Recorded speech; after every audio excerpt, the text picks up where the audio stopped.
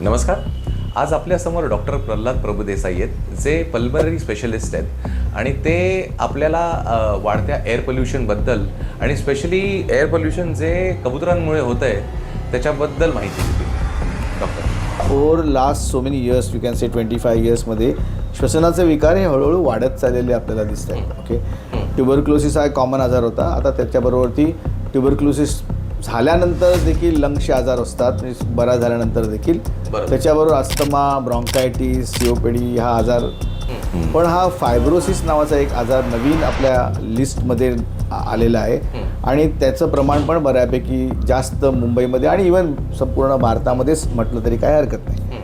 ह्याचा संबंध काय ह्याच्यासाठी आपण आज थोडंसं डिस्कस करणार आहोत. तर त्याची अनेक कारणं आहेत. म्हणजे सगळ्यात म्हणजे ह्युमन बॉडीची इम्युन सिस्टीम ती अशा पद्धतीने जाते. त्याच्यामध्ये काही जेनेटिक बॅकग्राऊंड येतात, पण जेनेटिक बॅकग्राऊंड असले तरी सगळ्यांनाच ते एक्सप्रेस होतील जीन्स असं नाही.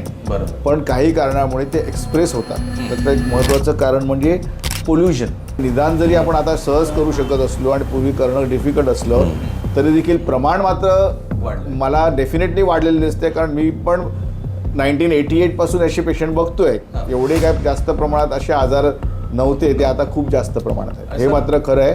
आणि दुसरं एक महत्त्वाचं कारण आहे, म्हणजे जसं मोल्ड्स सांगितले मी घरामधले, तसं पिजन्स म्हणजे बर्ड्स. म्हणजे पिजन्स असं नाही, घरात तुम्ही जर पोपट पाळला असेल आणि त्याचा पिंजरा जर साफ करण्याचं काम तुमच्यावर असेल तर yes, that is also responsible. बरोबर.